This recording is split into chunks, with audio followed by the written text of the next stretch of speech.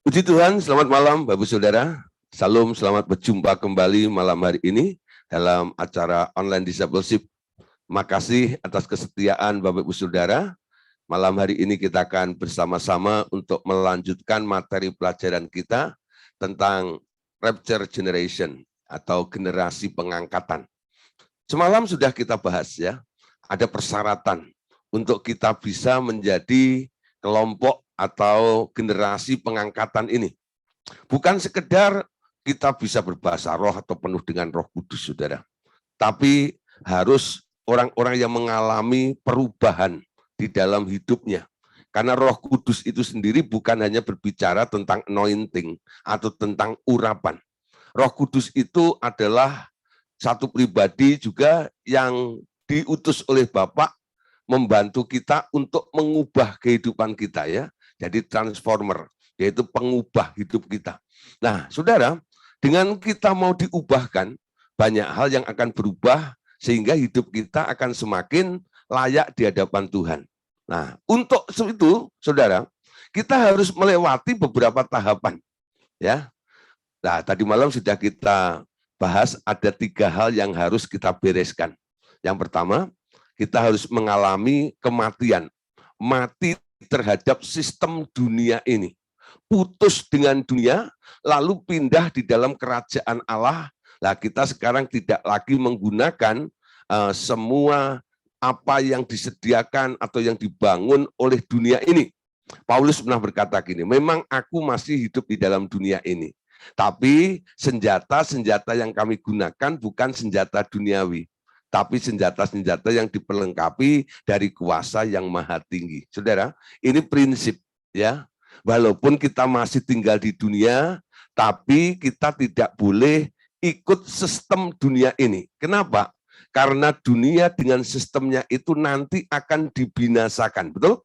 Nah, kalau Anda mau menjadi generasi pengangkatan, Rapture Generation ini, Anda harus memutuskan hubungan Anda dengan sistem dunia ini.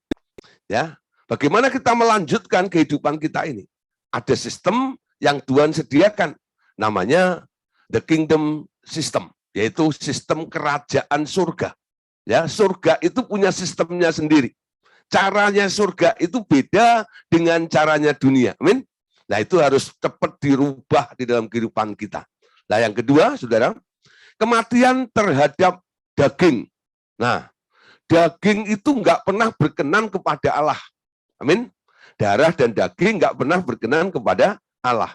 Orang yang masih hidup di dalam daging, dia nggak bisa ya menjadi generasi pengangkatan. Kenapa? Karena daging nggak pernah berkenan. Anda harus mati terhadap daging. Daging di sini bicara tentang perbuatan-perbuatan daging kita ini. Nah, saudara, yang ketiga adalah mati terhadap ambisi. Ya, bicara tentang ambisi itu mencakup cita-cita, mencakup keinginan. Nah, saudara, orang hidup kalau nggak punya keinginan bagaimana? Orang hidup kalau nggak punya cita-cita bagaimana? Dalam pelajaran sebelumnya kita sudah diajarkan, jangan gantungkan cita-citamu setinggi langit. Ya, walaupun kalau Anda gantungkan setinggi langit, kalau jatuh dekat bintang, dekat bintang-bintang ya. Nah, saudara, itu filosofi atau keinginan yang dilakukan oleh orang-orang dunia, membangun keinginannya setinggi-tinggi mungkin. Nah, saudara, ternyata untuk menjadi kelompok generasi pengangkatan ini, kita harus mati terhadap itu juga. Ya, gantungkan, arahkan cita-cita dan keinginanmu di pusat hatinya Allah. Amin.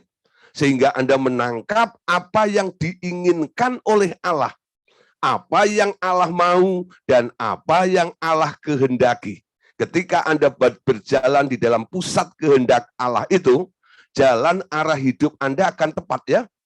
Jalan hidup orang benar, mereka akan berjalan semakin hari semakin terang seperti terang rembang tengah hari. Amin. Nah, saudara, 3 perkara ini harus dilakukan terlebih dahulu ya.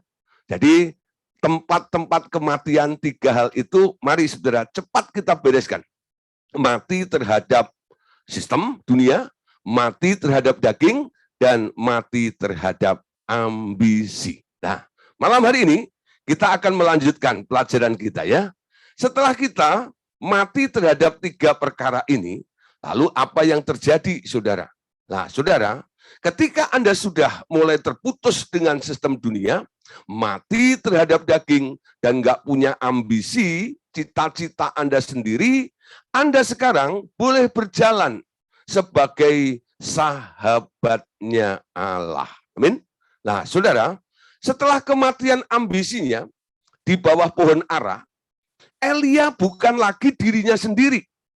Ia berjalan 40 hari, 40 malam dengan kekuatan super dari roti bakar surgawi sampai ke Horeb. Nah, perjumpaan pribadi dengan Tuhan ternyata mengubah Elia menjadi sahabat Allah. Ia menyadari yang berjuang bukan ia sendiri, tetapi itu Tuhan. Bapak saudara, perhatikan ya. Setelah melewati tahapan kematian, khususnya ambisi ini, contoh yang kita bahas kemarin tentang Elia. Elia itu ternyata orang yang berambisi. Itu ketahuan ketika dikejar-kejar oleh Isabel. Ternyata ambisinya apa? Memperbaiki taraf hidupnya. Pengen lebih baik daripada kakek moyangnya. Itu ambisi, saudara. Ya, dipatahkan oleh Allah sampai dia akhirnya berkata, Tuhan, matikan aku saja. Ya, lah orang kalau sudah pengen mati, dia nggak pengen lebih baik lagi. Ambisinya hilang segitu ya. Lah Bapak Saudara, apa yang terjadi? Ketika perjumpaan dengan Tuhan itu terjadi, itu membawa dampak perubahan kepada Elia. Elia yang awalnya dia dengan setia menjadi seorang hamba Allah yang spektakuler dengan powerful, ya. Berapa mujizat yang dilakukan oleh Elia. Kalau Elisa melakukan 14 kali, Elia ini melakukan 7 kali, sudah. Ya, 7 kali mujizat yang dilakukan oleh Elia itu. Nah, saudara, salah satunya adalah dia membantai 450 nabi-nabi Baal. Nah, saudara, kita lihat di sini. Memang dia seorang hamba Tuhan yang penuh dengan mujizat, saudara. Tapi Allah tidak puas dengan kehidupan Elia ini. Tuhan ingin membawa Elia lebih lagi, ya. Nah, saudara, dengan mengalami brokenness, patah hati itu, akhirnya Elia melepaskan ambisinya. Ketika Elia mulai melepaskan ambisinya, sekarang Elia mulai berubah. Hidupnya berubah. Sekarang Bapak Saudara, kita mulai mengerti ya, kenapa di RTM ini Bapak Ibu Saudara dicegah atau diarahkan supaya menghilangkan atau membuang ambisi pribadi dalam kehidupan kita ini. Tanpa Anda membuang ambisi Anda, cita-cita Anda sendiri, Anda tak akan berubah seperti apa yang diharapkan oleh Allah. Ya. Jadi persyaratan untuk berubah itu satu. Ambisimu, cita-citamu itu adalah jalan hidupmu yang ditentukan oleh dirimu sendiri. Dengan Anda berkata, aku mau. Betul? Itu keinginanmu. Ya. Itu harapanmu. Sehingga Anda berkata, aku mau. Tapi saudara, ketika Anda bisa melepaskan ambisi Anda ini, sekarang kehendak Allah yang akan beroperasi, yang akan terjadi di dalam kehidupan Anda. Sehingga Anda bukan lagi orang yang aku mau, tapi sekarang Anda adalah orang-orang yang menghidupi apa yang Tuhan mau. Amin. Apa yang Tuhan mau. Ini yang membedakan. Tanpa melepaskan ambisi Anda tidak bisa melakukan apa yang Tuhan ingin lakukan di dalam kehidupan Anda. Kenapa? Karena tabrakan antara ambisi Anda dengan kehendak Tuhan itu. Pak, Tuhan itu kan lebih kuat daripada kita. Pasti dong ambisi kita itu kalah dengan Tuhan. Enggak, saudara. Walaupun Allah itu maha kuasa, maha besar, maha dahsyat, dan maha-maha segalanya, tapi dia menghargai free will Anda. Ketika manusia diberi free will oleh Allah ini, Allah tidak pernah melanggar free will manusia itu. Ketika Anda berkata, aku mau, Allah bersikap dia mundur dari Anda. Amin. Walaupun sebenarnya dia mau bisa memaksakan dirinya. Ya. Nah, saudara jangan pernah berpikir begitu. Jadi Allah yang maha besar, Allah yang maha hebat, Allah yang maha kuasa ini membutuhkan kerelaan yang dari Anda untuk apa? Anda menanggalkan, menyerahkan cita-cita arah hidup Anda, ambisi Anda, dan Anda mulai nurut dengan Tuhan. Nah, saudara, ketika Elia ini sudah berubah, dia bukan lagi menjadi seorang hamba Allah. Statusnya mulai berubah.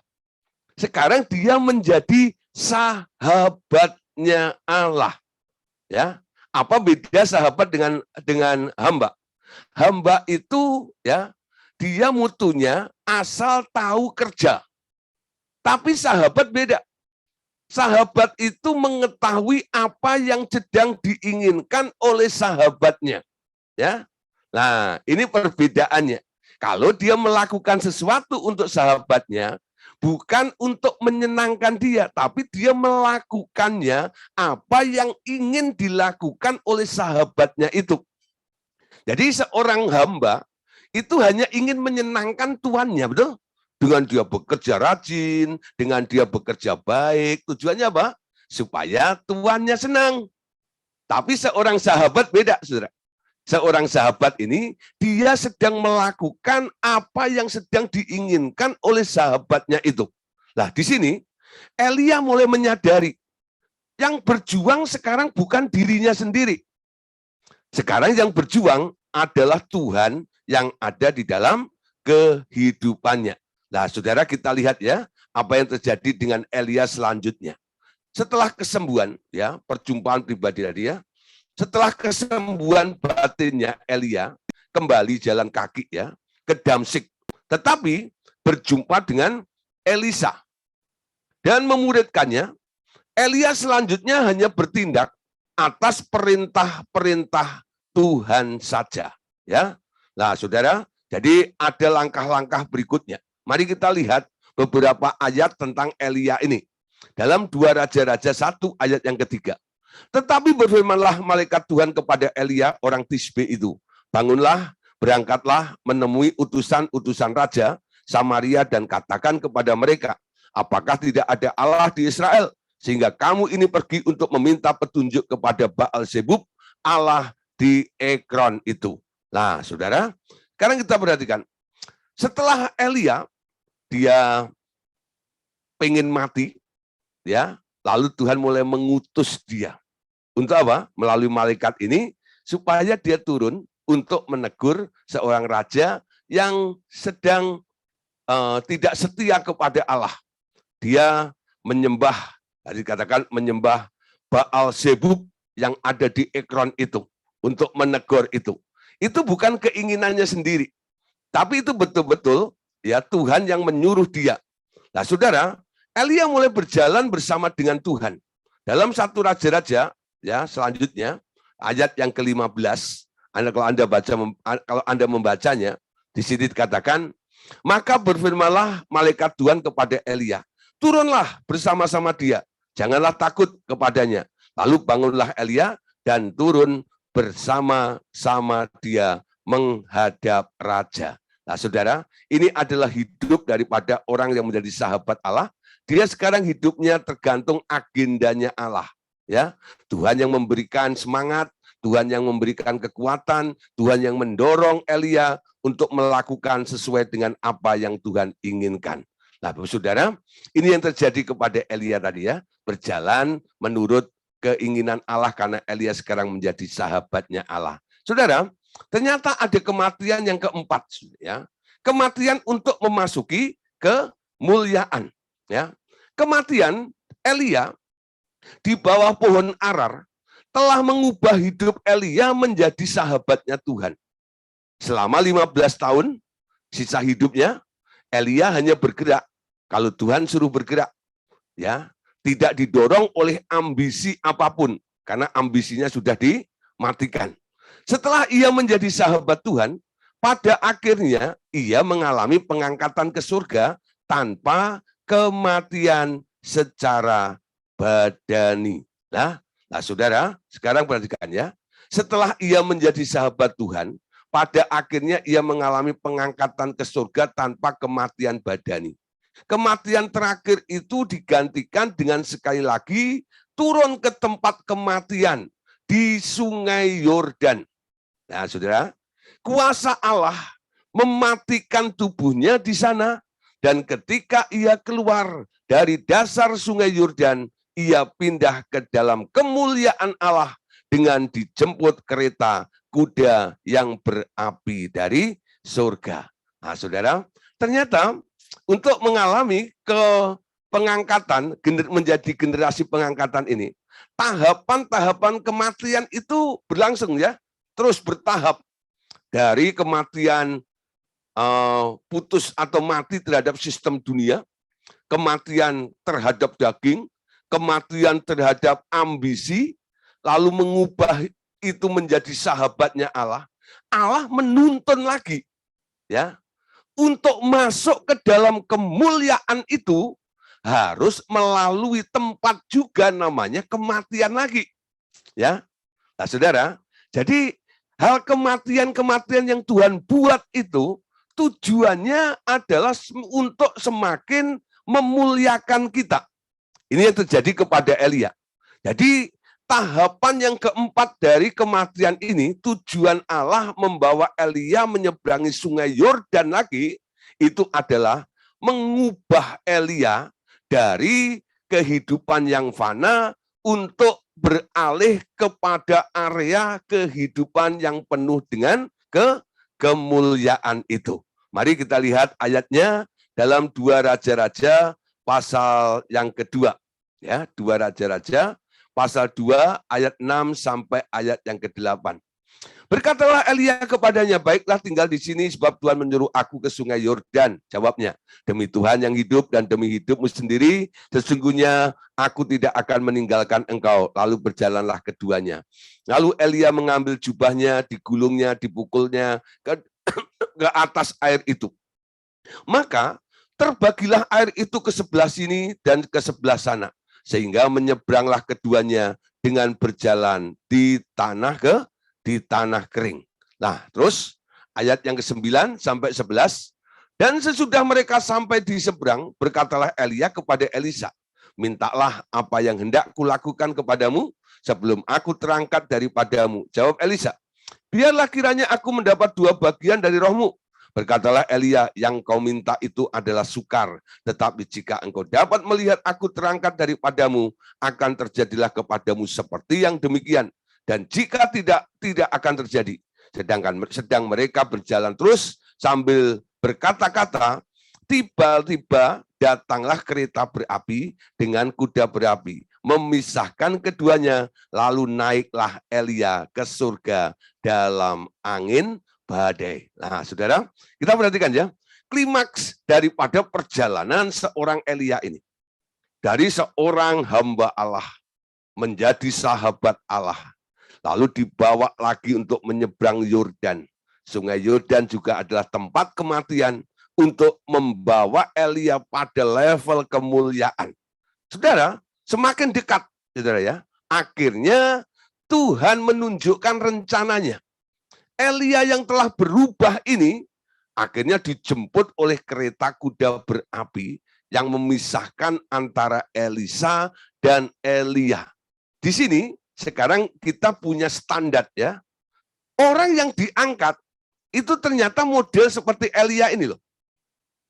Dari apa yang kita pelajari kemarin tentang kematian dan apa yang terjadi kepada Elia ini merupakan contoh. Ada orang yang mengalami pengangkatan. Persyaratannya apa? Apa yang dilakukan oleh Allah terhadap Elia, apa yang dialami oleh Elia, itu boleh menjadi teladan atau contoh. Kalau Anda, Bapak Ibu Saudara, pengen mengalaminya nanti menjadi generasi pengangkatan ini, mari kita ikuti jejaknya Elia ini. Mungkin awalnya kita hidup seperti Elia. Kita puas menjadi seorang hamba Tuhan. Ya, karena penuh dengan kuasa. Kita mampu menyembuhkan orang sakit, kita mampu untuk membuat mujizat-mujizat, kita mampu berkhotbah ini dan itu, kita mampu membangun gereja yang besar dan sebagainya.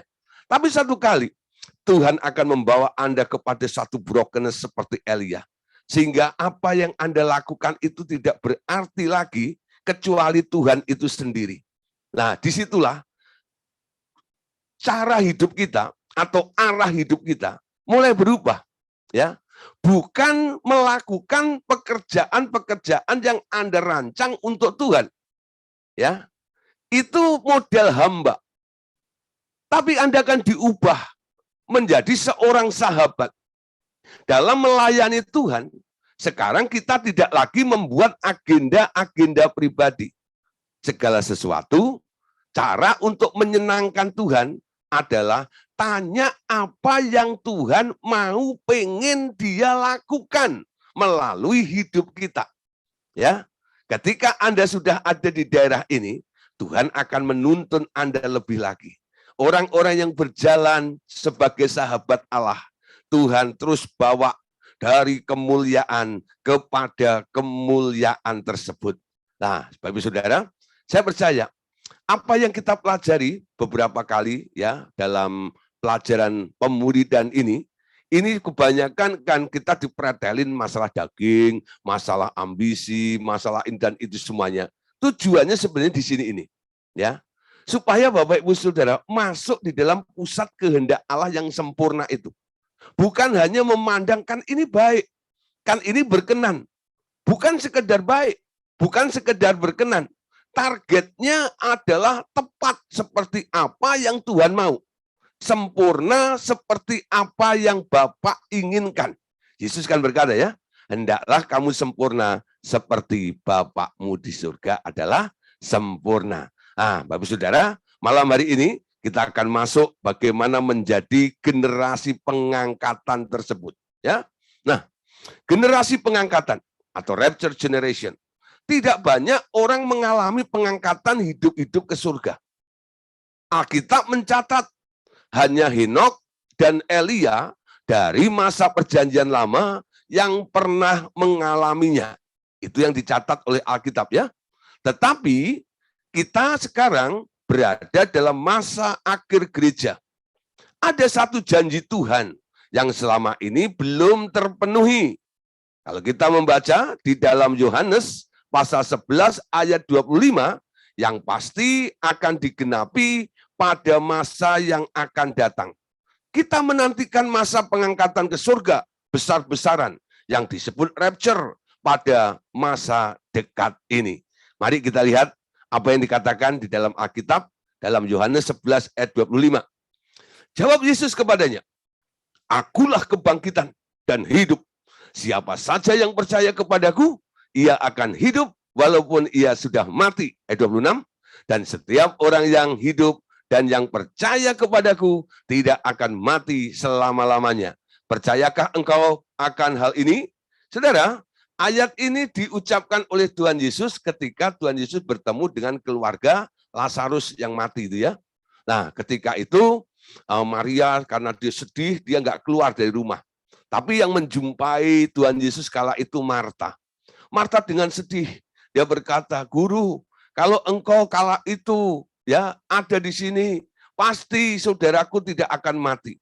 Tapi Tuhan Yesus berkata, akulah kebangkitan dan hidup. Siapa saja yang percaya kepadaku, ia akan hidup walaupun ia sudah mati. Jadi dalam ayat 25 ini, Tuhan Yesus memperkenalkan dirinya sebagai sang kebangkitan. Orang yang percaya kepada Tuhan Yesus, kalau mati, nanti akan dibangkitkan.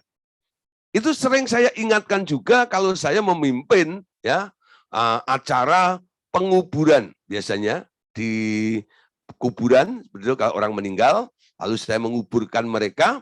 Nah, disitulah kadang-kadang saya bicara, lalu saya katakan, si A, ya, engkau sekarang dikuburkan di tempat ini. Karena engkau percaya kepada Yesus. Pada hari Tuhan Yesus turun nanti di awan-awan, engkau yang percaya ini dari tempat ini juga engkau akan dibangkitkan. Ya, saya hanya mereview, mengingatkan orang-orang di sekitarnya ini. Ini loh, orang yang mati di dalam Tuhan, nanti kalau mati akan dibangkitkan. Tapi Tuhan Yesus tidak hanya berhenti di ayat 25 berbicara tentang akan adanya suatu kebangkitan orang mati. Ayat 25 diteruskan begini. Dan setiap orang yang hidup dan yang percaya kepadaku, perhatikan ya, tidak akan mati selama-lamanya. Percayakah engkau akan hal ini? Nangkep nggak saudara? Banyak orang hanya menekankan ayat 25. Tapi tanpa sadar mereka tidak memperhatikan apa yang dikatakan oleh Tuhan Yesus di ayat yang ke-26. Ya, sekali lagi saya tampilkan ayatnya supaya Bapak Ibu Saudara mulai melihat. Perhatikan dulu ya, ayat 25, Yesus itu sedang bicara tentang kebangkitan.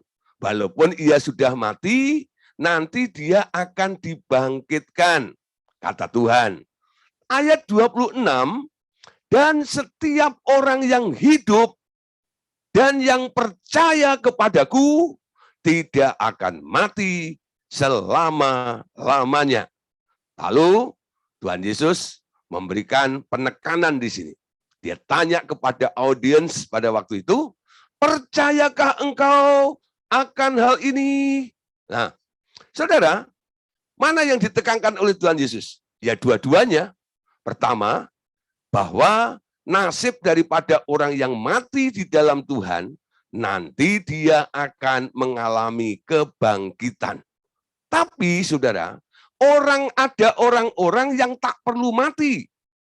Dia yang hidup dan yang percaya kepada Yesus, ada garansi, ada jaminan, tidak akan mati selama-lamanya. Nah saudara, pada dunia ini akan berakhir. Kalau Anda tidak mati selama-lamanya, berarti Anda mengalami rapture. Ya, rapture itu nggak mengalami kematian. Secara natural, ya, manusia ini, kalau Anda percaya kepada Tuhan Yesus, kalau toh mati, itu istilah kami adalah orang Kristen atau orang percaya itu mati satu kali, ya. Jadi dia itu mati satu kali, ya, lahir dua kali. Tapi yang lahir satu kali akan mati dua kali, ngerti nggak ya? Mati secara badani juga mati di kekekalan nanti. Tapi kalau mereka lahir dua kali, lahir dari mami dan lahir baru dari air dan roh, dia memperoleh hidup, tidak akan mati yang kedua, ya. Nah, saudara. Tapi ada satu yang lebih spesial. Nggak ngalami mati sama sekali. Ya, jadi dia lahir dua kali, lalu melanjutkan kehidupan untuk selama-lamanya. Kenapa? Karena dia adalah orang-orang yang tergolong rapture generation ini. Ya, generasi pengangkatan. Jadi orang yang diangkat nggak mengalami kematian. Ya, beda ya. Nah, nanti kita lihat beberapa ayat nih. Dalam 1 Tesalonika pasal 4 ayat 14 sampai ayat yang ke-17. Ini terjadinya, ya, kronologi daripada pengangkatan atau rapture itu. Nah, dalam 1 Tesalonika 4 ayat 14 sampai 17. Karena jikalau kita percaya bahwa Yesus telah mati dan telah bangkit, maka kita percaya juga bahwa dengan perantaraan Yesus, Allah akan mengumpulkan bersama-sama dengan Dia mereka yang telah meninggal. Hal ini kami katakan kepadamu dengan firman Tuhan. Kita yang hidup, yang masih tinggal sampai kedatangan Tuhan sekali-kali tidak akan mendahului mereka yang telah meninggal. Sebab pada waktu aba-aba diberikan, pada waktu Tuhan sendiri turun dari surga, dan mereka yang mati dalam Kristus akan lebih dahulu bangkit. Sesudah itu, kita yang hidup, yang masih tinggal, akan diangkat bersama-sama dengan mereka dalam awan, menyongsong Tuhan di angkasa. Demikianlah kita selama-lamanya bersama-sama dengan Tuhan. Ya, saudara. Jadi nanti yang membedakan, saudara ya, orang yang mati, kuburnya akan terbuka. Yang mati di dalam Tuhan, itu kuburnya terbuka. Lalu orang itu mengalami kebangkitan. Ya, Anda yang masih hidup waktu itu, ya, saat itu, ketika hari Tuhan datang itu, Anda melihat adanya kubur-kubur yang terbuka dan orang-orang yang percaya dibangkitkan itu. Anda baru bengong begitu ya. Lah, tahu-tahu Anda kaget. Aku sudah nggak ada di bumi. Dalam sekejap ya, tubuh Anda diubah dalam tubuh kemuliaan. Ya. Jadi perubahan dari tubuh fisik ini ke tubuh kemuliaan ini, kalau orang mengalami kematian, jadi dia harus mengalami dulu masa transisi ya, dari tubuh fisik ya, atau tubuh daging ini, jasmani ini, ketika mati ya dagingnya hilang ya, lalu dia dibangkitkan. Nah, ketika dibangkitkan, dia kan punya tubuh namanya tubuh kebangkitan ya. Nah, dari tubuh kebangkitan itu diubah lagi menjadi tubuh kemuliaan. Nah, kok Pak Gideon tahu? Nah, gini, saudara. Apa yang terjadi dengan Tuhan Yesus? Ketika Tuhan Yesus bangkit dari kematian, lalu dia naik dulu mempersembahkan darahnya dan mengevakuasi tawanan-tawanan yang percaya di Hades waktu itu, lalu dipindahkan ke Firdaus, lalu Tuhan Yesus balik lagi ke bumi selama 40 hari. Pakai tubuh apa? Pakai tubuh kebangkitan, ya, dari mati. Yesus kan mati, ya, dari tubuh daging. Firman itu telah menjadi daging dan tinggal di dalam diri dan tinggal di antara manusia. Yang dimaksud adalah Yesus. Yesus dulu punya tubuh daging. Ketika dia mati, tubuh dagingnya hilang. Ketika dia bangkit, ya, dia mengenakan tubuh kebangkitan. Setelah 40 hari, murid-muridnya mengantar ke Bukit Zaitun. Disitulah Tuhan diangkat. Kita biasanya memperingati hari kenaikan Isa Al-Masih atau kenaikan Tuhan Yesus. Nah, disitulah murid-murid menyaksikan Tuhan Yesus naik ke surga. Dan dia berjanji akan datang kembali. Ketika dia naik setelah 40 hari ini, Tuhan Yesus tidak lagi memakai tubuh kebangkitan. Tapi sekarang sudah mengenakan tubuh kemuliaan. Ya, jadi sudah nggak ada lagi wajah atau ciri-ciri kemanusiaannya.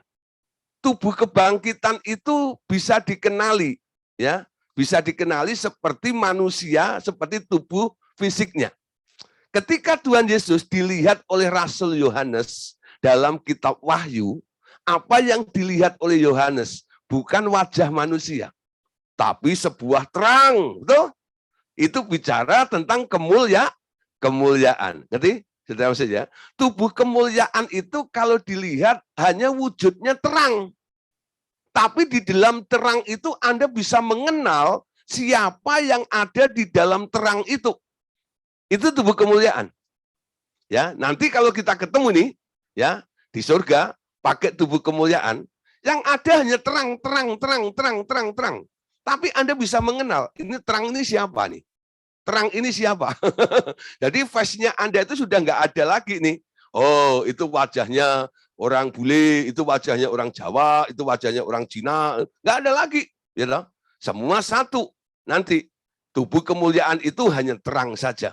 Nah, saudara, jadi nanti orang-orang mati yang dibangkitkan itu, mereka diubah dulu sebentar, dalam sekejap dalam tubuh kebangkitan, lalu terus diubah lagi dalam tubuh kemuliaan.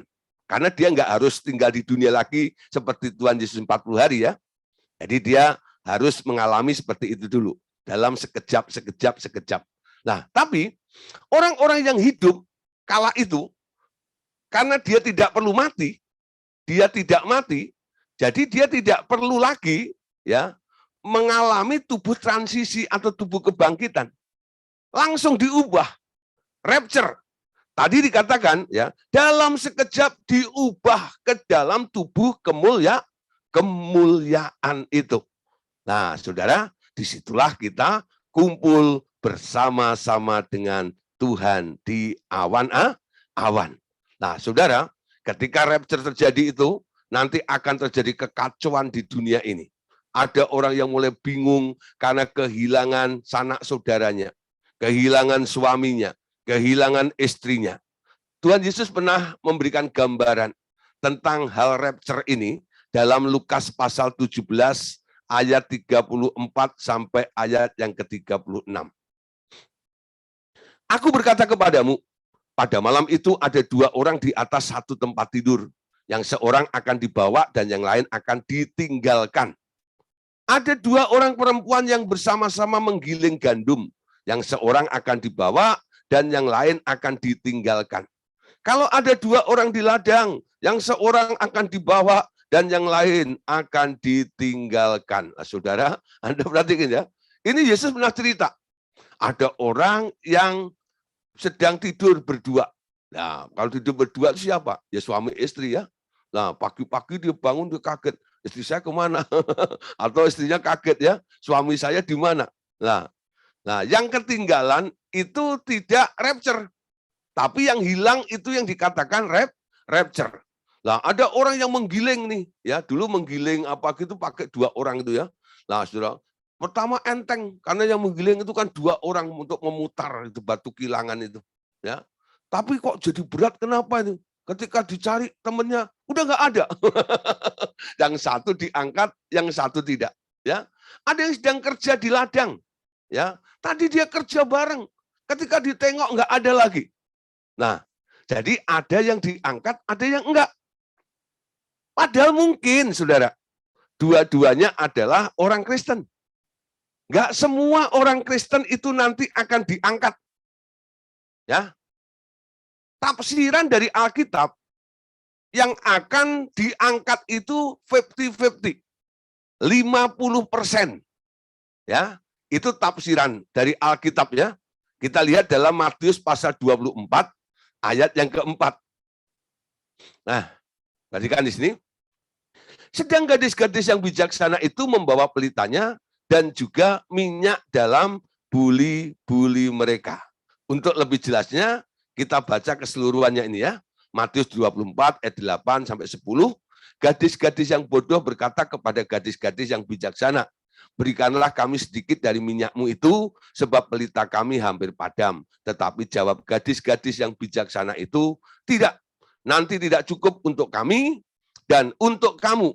Lebih baik kamu pergi kepada penjual minyak dan beli di situ. Akan tetapi waktu mereka sedang pergi untuk membelinya, datanglah mempelai itu dan mereka yang telah siap sedia masuk bersama-sama dengan dia ke ruang perjamuan kawin, lalu pintu itu ditutup. Nah, saudara, Tuhan Yesus pernah memberikan perumpamaan tentang 5 gadis bijaksana dan 5 gadis yang bodoh. Ya, nah saudara, kenapa Tuhan Yesus dalam perumpamaan itu menamai 5 gadis yang satu kelompok dinamakan 5 gadis bijaksana, lalu 5 gadis sekelompok yang lain dikasih sebutan atau nama 5 gadis yang bodoh. Kenapa? Nah, di sini saudara ya. Ternyata dari cerita ini kita bisa menggali, kita bisa mengerti, ya. Yang satu, ya, 5 kelompok yang lain ini, kelompok yang bijaksana ini, dia membawa pelita yang menyala, dia punya cadangan minyaknya. Sementara 5 gadis yang bodoh ini, dia dalam menyongsong mempelai, dia membawa pelitanya, tapi tidak membawa minyak cadangan, atau tidak punya minyak persiapan. Nah, saudara, ketika mempelai itu ditunggu-tunggu, nggak datang-datang, lalu sampai muncul kekhawatiran. Wah, kayaknya minyak saya nggak cukup nih. Lalu mulai negosiasi dengan yang bijaksana itu si 5 bodoh ini.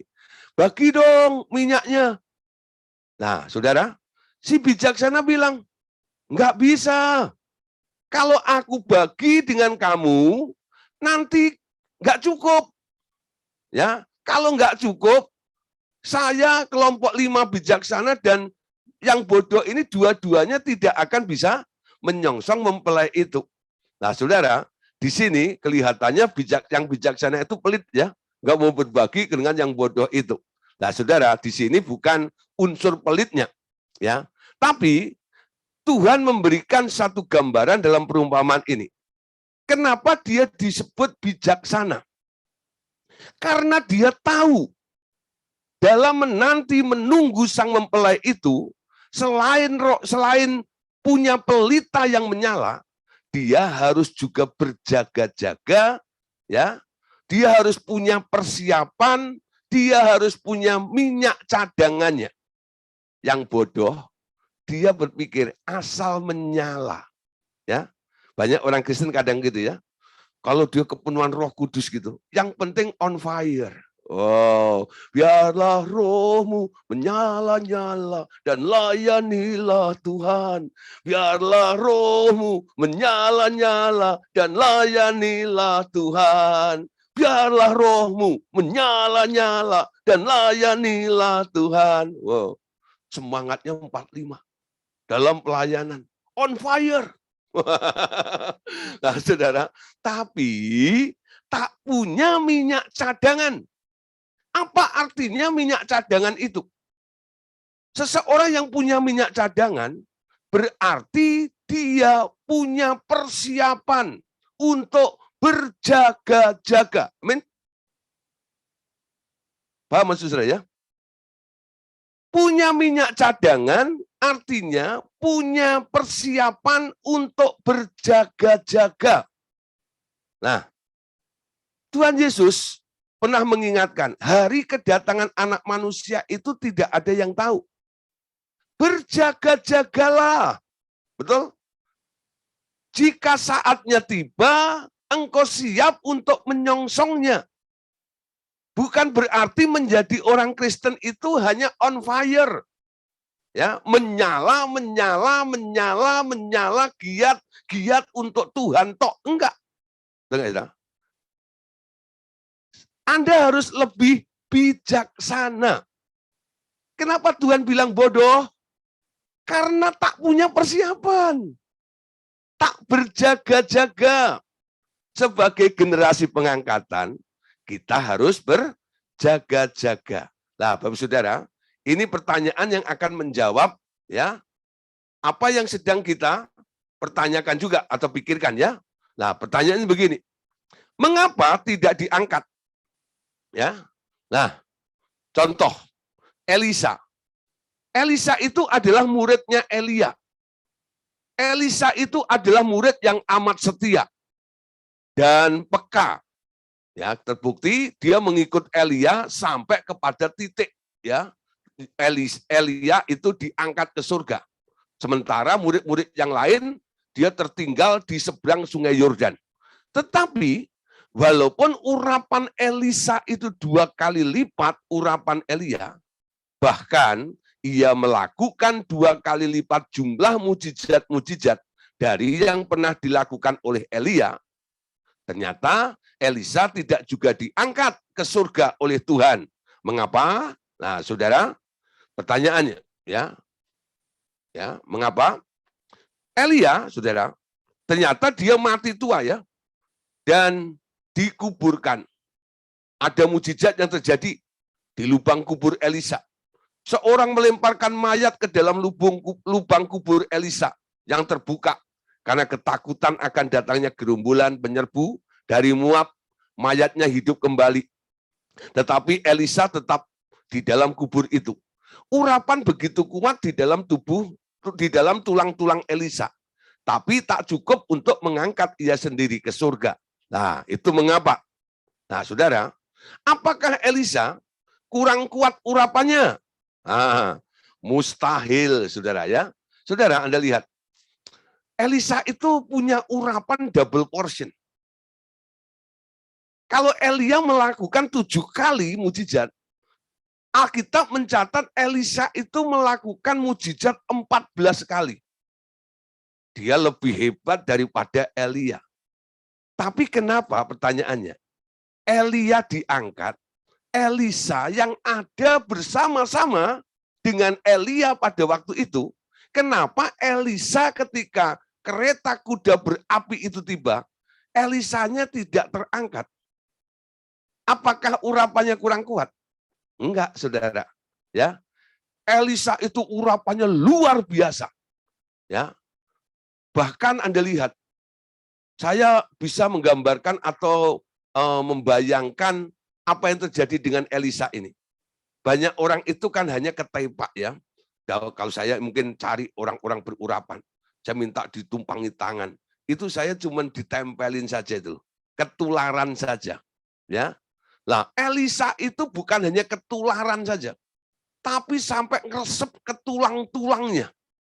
Ternyata ketika Elisa itu sudah mati, Alkitab mencatat satu kali, saudara, bahwa ada orang Israel yang sedang mati, ya mau dikubur, ya.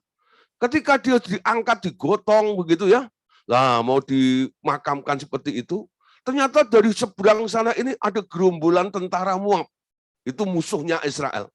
Lah orang-orang yang melihat tentara Moab ini, dia ketakutan, ya, karena takut, ya dia nggak peduli, itu mayat yang digotong itu dilempar begitu saja, ya. Lah ketika dilempar begitu saja, ya, dia lari tinggalkan mayat itu. Nggak taunya ketika dilempar tanpa sengaja, mayat itu kena tulangnya Elisa. Ketika menyentuh tulangnya Elisa yang penuh dengan urapan itu, mayat itu hidup kembali. Tulangnya aja bisa membangkitkan orang mati, ya.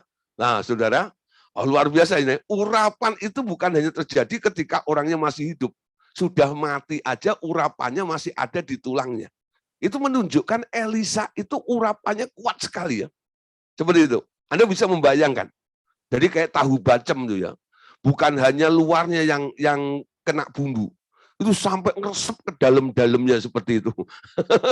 Tapi walaupun Elisa yang punya urapan begitu dahsyat seperti itu, tapi ternyata Elisa itu nggak diangkat juga, ya. Nah, saudara, kalau kita membandingkan antara Elia dan Elisa, mungkin harusnya Elisa yang lebih punya kans atau punya kesempatan diangkat daripada Elia, bukan?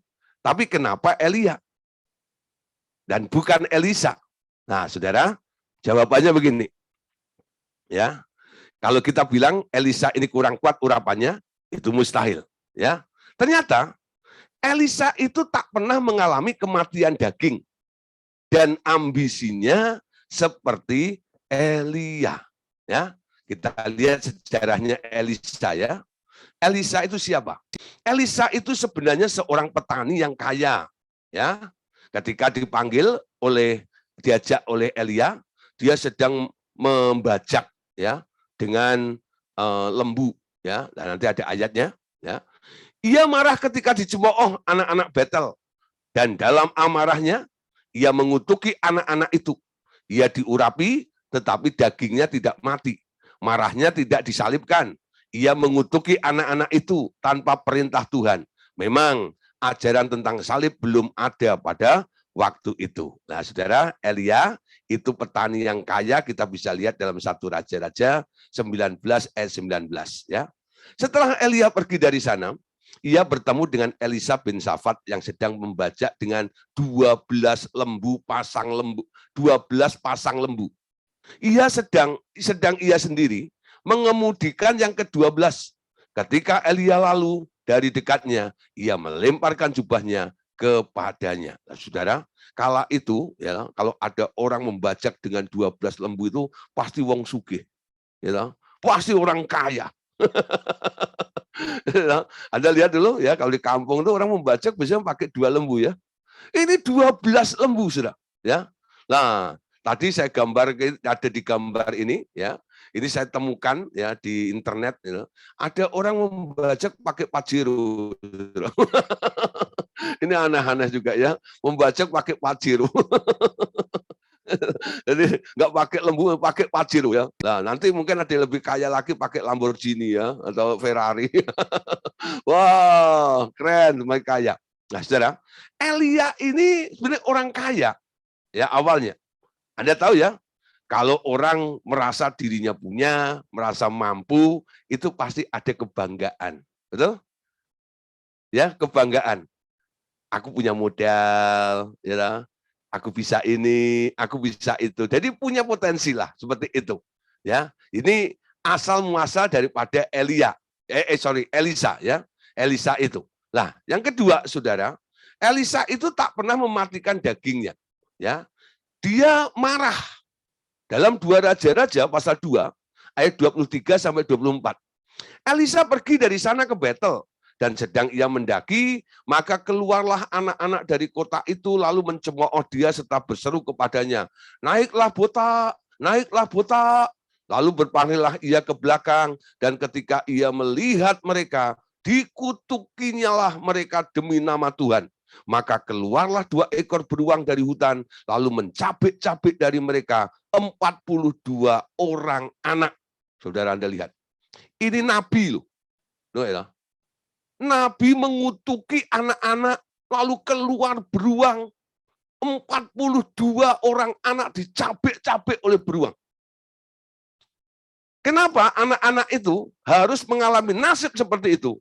Karena anak-anak ini mengolok-olok si nabi itu. Ya, memang Saudara, ya, Elisa itu memang botak. Ketika dia turun begitu ya, lalu anak-anak itu ngumpul, dia panggil, botak, botak, sini dong, botak, botak. Dia marah, dia marah. Lalu dia kutukin. Nah, Saudara, ini membuktikan bahwa Elia itu masih memiliki harga diri ya. Nah, dia masih punya egonya itu lebih tinggi. Nah, Saudara, kalau ada orang nggak menghargai saya, habis kau. Nah, ada nggak Saudara? Hamba Tuhan model begitu ada nggak? Nggak ada. Nggak ada duanya. Kalau diundang aja kadang-kadang gitu ya. Ya, nanti pesawatnya first class ya. Hotelnya bintang 5 ya, gitu ya. Persembahannya yang banyak ya. Nah, Saudara, itu menunjukkan bahwa hamba Tuhan itu masih mempertahankan harga dirinya. Ya, dengan dia mulai menentukan tarif-tarif seperti itu. Ya. Nah, mungkin dia tidak mengutuk anak-anak, membunuh anak-anak di battle seperti itu. Tapi apa yang kita lakukan yang masih berkaitan dengan harga diri kita, ya, itu harus dibuang. Ketika Anda mulai melayani Tuhan, ikut Tuhan, harga dirimu harus habis semuanya. Amin. Ikut Yesus menjadi seperti Yesus ya. Walaupun dia Allah, dia tidak menganggap kesetaraannya sebagai Allah itu menjadi milik yang harus dipertahankan. Betul? Sering kita mempertahankan apa? Harga diri. Semut aja diinjak menggigit. Apalagi manusia. Wah, seruduk. Saudara. Nah, Saudara, belum tahu gua ya. Wow. Awas ya. Nah, itu menunjukkan Saudara, harga diri. Ada beberapa orang kadang-kadang ya konseling dengan saya, lalu di depan saya ini dia mulai emosi ya, lalu mulai dalam curhatnya itu intinya boleh saya simpulkan, dia itu mempertahankan harga dirinya. Pak, saya itu nggak dihargai lagi, saya itu dianggap apa, gini-gini dan gitu. Oh, gitu. Lalu saya nangkep, ini harga diri. Lalu saya bilang, Bu, dari cerita Ibu tadi, sebenarnya Ibu itu sedang mempertahankan harga diri. Ibu itu mau dihargai. Lalu dia bilang, ya semua orang mau dihargai loh Pak. Nah oke, kalau Ibu mau dihargai, sekarang saya tanya, Ibu mau dihargai berapa? Marah di semuanya. Emang saya apa Pak? Mau dihargai berapa? Emang saya apa? Loh, Ibu dari tadi memusingkan tentang harga diri. Sekarang saya tanya, harga Ibu berapa? Ibu marah lagi, saya bilang. Nah, yang membuat Ibu jengkel, yang membuat Ibu uring-uringan, yang membuat Ibu nggak tenang, itu karena apa? Ibu bertahan di sini ini. Mempertahankan harga diri Anda. Amin. Ketika orang mempertahankan harga dirinya, hidupnya akan sulit. Kalau Anda berani melepaskan harga dirimu sudah, ya, hidupmu akan lebih enteng. Pak, kalau orang nggak punya harga diri dianggap apa? Saudara, kalau Anda percaya kepada Tuhan Yesus, Anda kehilangan harga dirimu, hargamu naik, sebab harga dirimu sudah nggak ada. Sekarang yang ada labelnya adalah harga Yesus. Amin.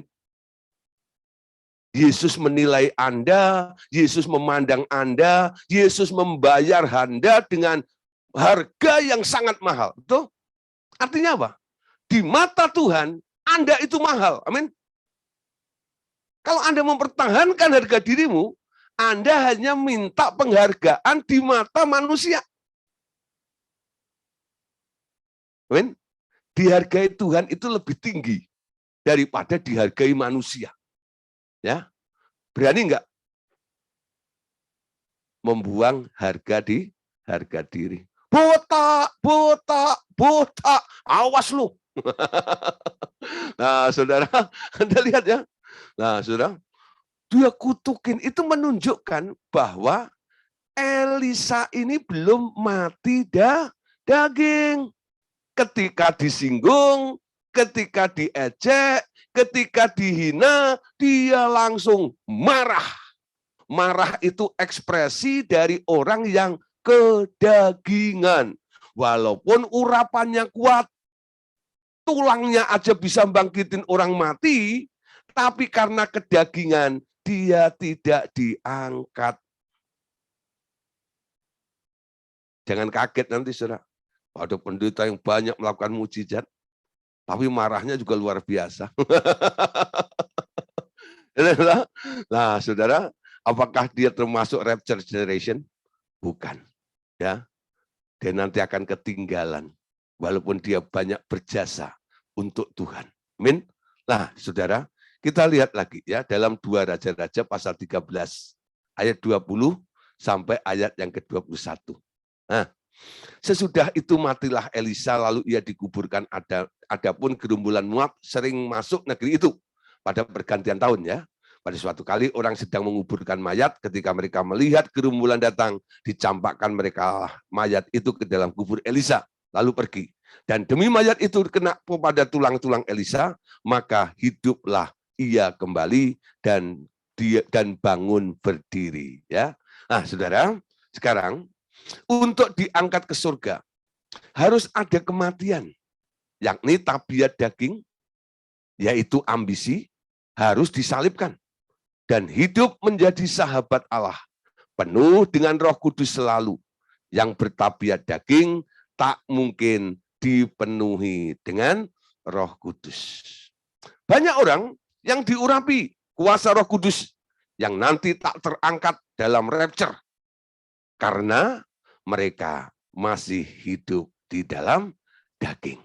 Nah, saudara, seperti 5 darah tadi ya, yang bijaksana yang selain pelita, membawa minyak di dalam buli-buli mereka.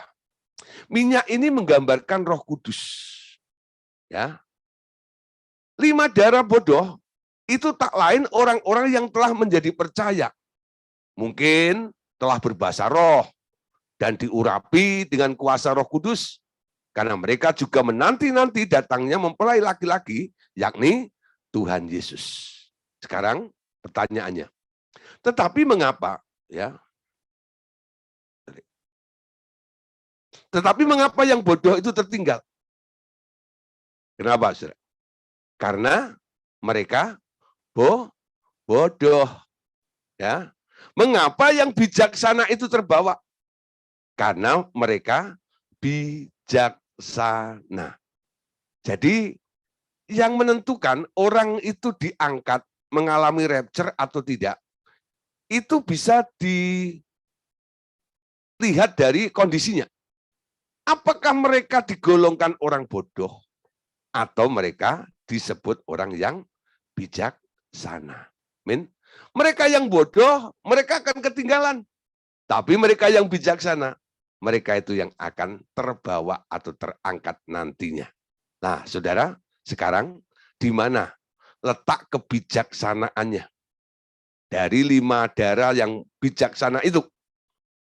Mereka tahu cara menyediakan minyak dalam buli-buli. Amin.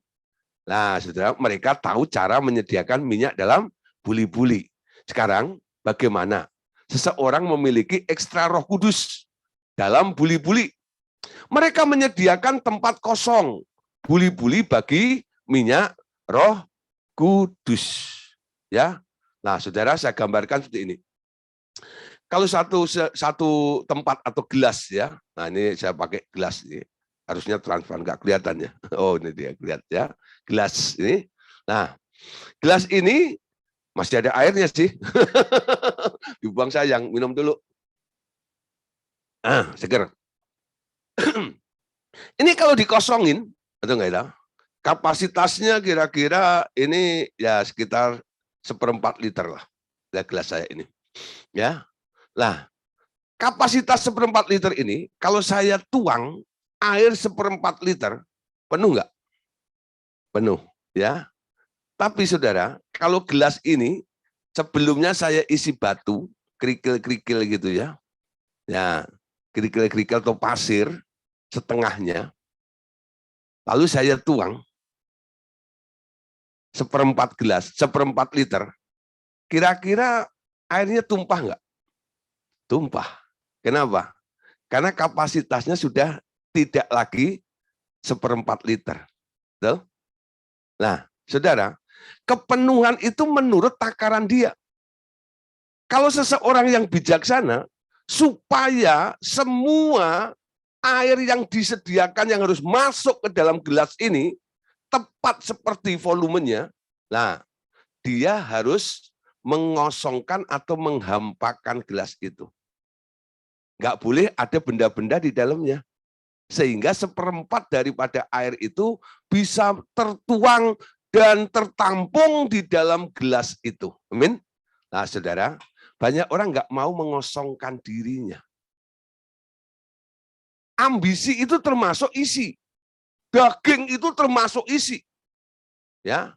Nah, orang yang tak pernah menghampakan dirinya di hadapan Tuhan, ketika mereka dipenuhi oleh Roh Kudus, walaupun dia bisa melakukan banyak mujizat ini dan itu, sebenarnya dia belum sepenuh-penuhnya. Tanda sepenuhnya itu artinya Roh Kudus secara mutlak menguasai di dalam kehidupan Anda. Sehingga Anda menjadi orang yang dipimpin oleh Roh. Amin. Ngerti, saudara? Saya ulang dikit ya. Kalau dalam diri Anda ya masih ada motivasi, masih ada ambisi, masih ada daging, ketika Roh Kudus mengurapi Anda, apa yang terjadi?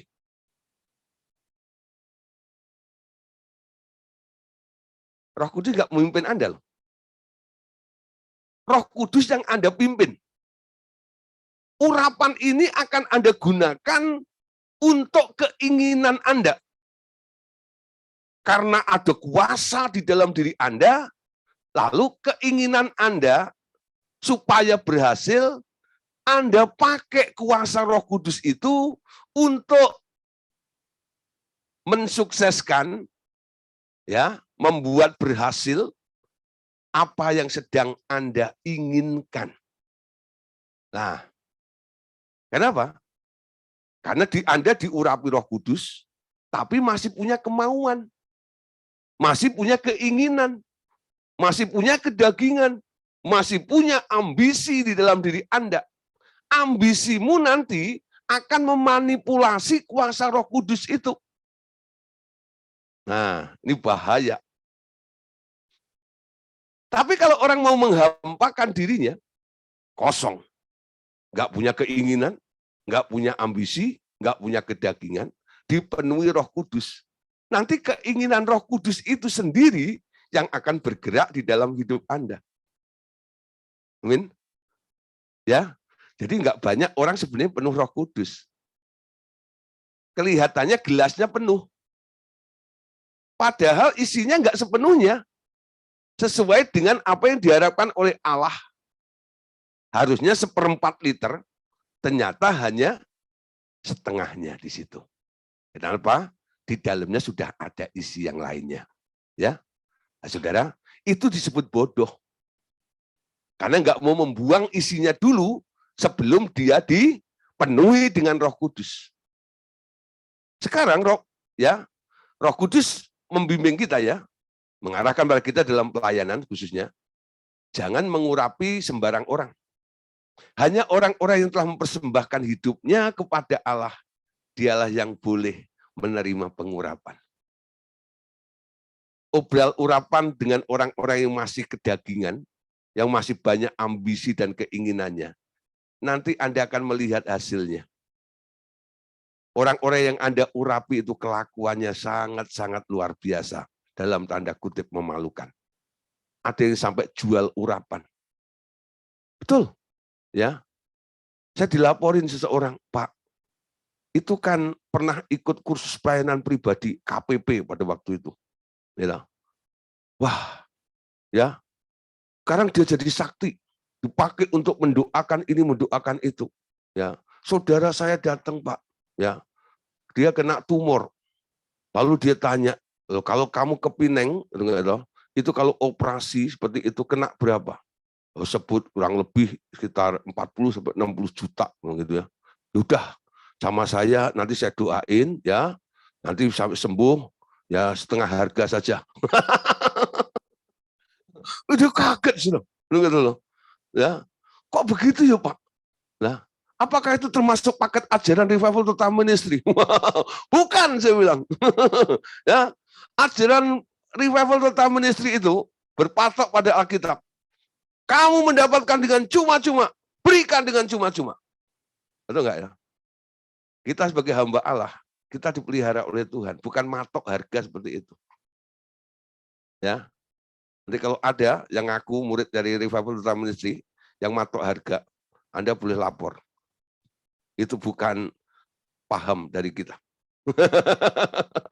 Ya, kita mendapatkan dengan cuma-cuma, berikan juga dengan cuma-cuma, bukan cumi-cumi ya, cuma-cuma. Nah, saudara, nah ini boleh belajar di sini. Penuh dengan Roh Kudus. Sepenuh-penuhnya itu kalau Anda berani mengosongkan diri Anda. Nah, saudara, kita lanjut ya. Nah, supaya ini selesai nanti. Mereka menyediakan tempat kosong, buli-buli bagi minyak Roh Kudus. Banyak orang mengaku penuh Roh Kudus, sebenarnya hanya setengah penuh. Nah ini saudara ya, tidak pernah menghampakan diri bagi dia. Setengahnya lagi masih berisi keinginan-keinginan serta hawa nafsu dari daging. Ya, nah ini setengahnya lagi masih berisi keinginan, hawa nafsu dari daging. Lah ini gambarannya saudara. Ini kayak gelas ini ya. Nah ini dalamnya ada isinya saudara. Ya, nah ini membuat jadi nggak penuh seperti itu.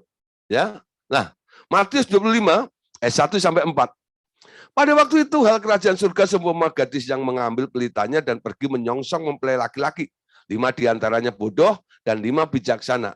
Gadis-gadis yang bodoh itu membawa pelitanya, tetapi tidak membawa minyak. Sedangkan gadis-gadis yang bijaksana itu membawa pelitanya dan juga minyak dalam buli-buli mereka.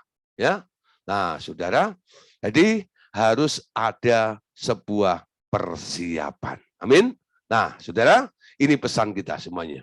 Semoga tak seorang pun yang belajar pemuridan ini nanti yang tertinggal pada masa pengangkatan kelak. Amin. Nah, saudara, malam hari ini kita sudah akhiri ya tentang generasi pengangkatan. Nanti yang kurang jelas bisa bertanya dalam ruang diskusi setelah kita acara ini. Ya, lah saudara, kita bersyukur buku 6 sudah selesai. Besok kita akan masuk buku materi pelajaran buku 7. Bagi Bapak Ibu Saudara yang belum punya buku 7 dan mau ikut pelajaran ini, nanti ada pengumuman ya kemana harus beli ya. Nah, saudara, supaya Anda bisa belajar baca dulu materinya. Dan nanti kami jelaskan, paling enggak Bapak Ibu Saudara sudah pernah membaca nih materi ini. Penjelasannya kira-kira seperti apa. Terima kasih Bapak Ibu Saudara semuanya. Kita sudah belajar buku 6. Besok kita beralih buku 7 ya. Sekarang Tuhan Yesus memberkati kita semuanya. Amin. Oke.